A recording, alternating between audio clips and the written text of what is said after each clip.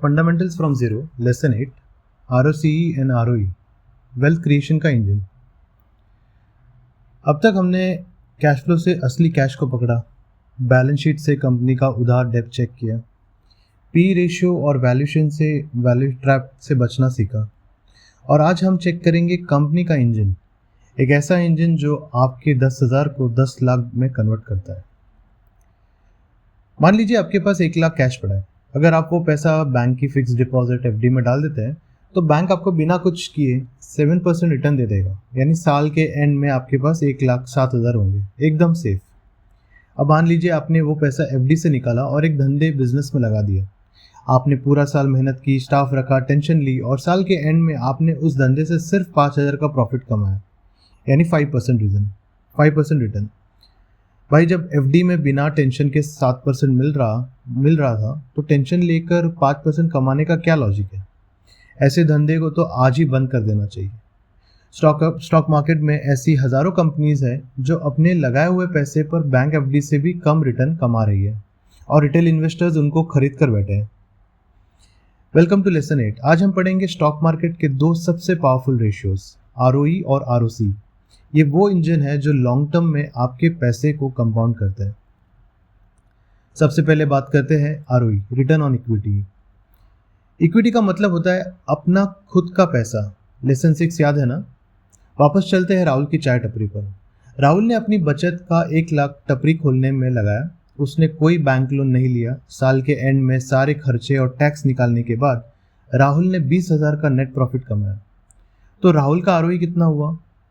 Profit 20,000 divided by equity 1 lakh is equal to 20%।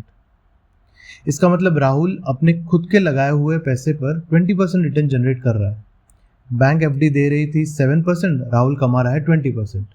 ये एक बहुत शानदार बिजनेस है। स्टॉक मार्केट में अगर कोई कंपनी लगातार 15% या 20% से ज़्यादा ROE जनरेट कर रही है तो इसका मतलब उसका मैनेजमेंट कैपिटल अलोकेट करने में बहुत स्मार्ट है। वो वेल्थ डिस्ट्रॉय नहीं कर रहे, क्रिएट कर रहे हैं। लेकिन यहाँ एक बहुत बड़ा झोल है। ROE के साथ एक फ्रॉड किया जा सकता है, और उस फ्रॉड को पकड़ने के लिए हमें दूसरा मैट्रिक चाहिए, ROCE।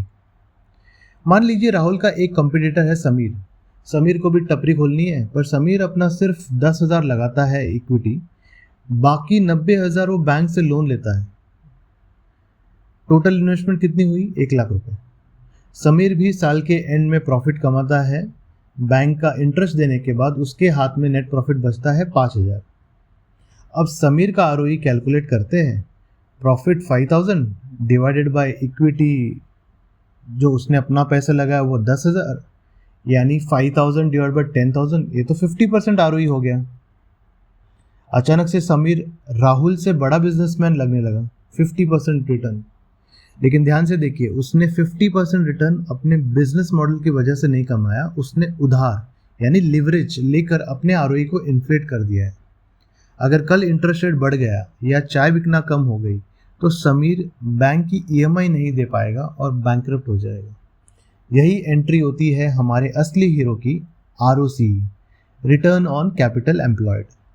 ROCE बोलता है, मुझे इससे मतलब नहीं है कि पैसा तुम्हारा है या बैंक का है, मुझे ये बताओ कि धंधे में टोटल कितना पैसा लगा है और उस टोटल पैसे पर धंधा एक्चुअली कितना कमा रहा है। ROCE निकालते वक्त हम बैंक का इंटरेस्ट चुकाने से पहले का प्रॉफिट देखते हैं, जिसको ऑपरेटिंग प्रॉफिट कहते हैं। ध्यान से सुनिए, समीर के धंधे ने साल भर में टोटल कमाया था 15,000 ऑपरेटिंग प्रॉफिट। क्योंकि उसने बैंक से 90,000 का लोन लिया था तो उसने 10,000 बैंक को इंटरेस्ट पे कर दिया, तो हाथ में कितना बचा? वही 5,000 नेट प्रॉफिट, जिस पर उसने कैलकुलेशन करके अपना ROE 50% दिखाया था। लेकिन ROCE बोलता है असली सच्चाई।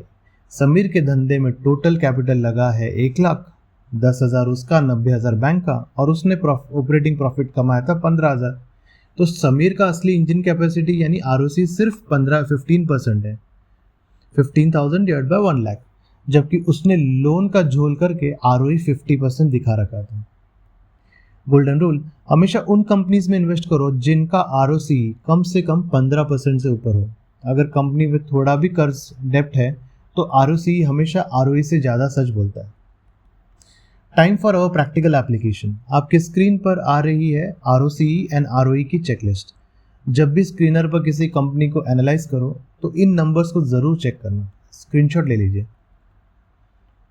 ROC, return on capital employed, consistently should be greater than 15%. 20% plus is excellent. ROE, return on equity, consistently should be greater than 15%. ROCE versus ROE comparison, अगर ROE बहुत हाई पर है पर ROCE लो है, check the balance sheet for high डेप्ट।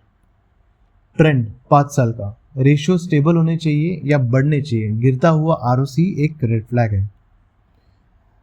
तो अब आपको समझ आ गया होगा कि वेल्थ कैसे कंपाउंड होती है। जिस कंपनी का ROCE 20% है वो बेसिकली एक ऐसी मशीन है जिसमें आप 100 रुपये डालते हो और वो हर साल 20 रुपये का नया वैल्यू जनरेट कर देती है। अब हमने फंडामेंटल एनालिसिस के सारे टूल सीख लिए, business model, mode, promoter, P&L, cash flow, balance sheet, valuation और ROCE। लेकिन पिक्चर अभी बाकी है।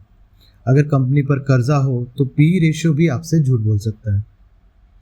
इसलिए हम अगले लेसन 9 में पढ़ेंगे इंस्टीट्यूशनल मेट्रिक, EV/EBITDA एंड डेप्ट रेशियोज। मिलते हैं अगले लेसन में।